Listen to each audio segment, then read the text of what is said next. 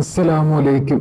ഇന്ന് പറയുന്ന ദുആ ഭാഗ്യക്കേട്, നമ്മുടെ ജീവിതത്തിൽ ഉണ്ടാകുന്ന ഭാഗ്യക്കേടുകൾ മാറി നല്ല കാര്യങ്ങൾ ജീവിതത്തിലോട്ട് സംഭവിക്കുന്നതിന് വേണ്ടിയിട്ടുള്ള ഒരു ദുആ പറഞ്ഞു തരുന്നതിന് വേണ്ടിയിട്ടാണ്.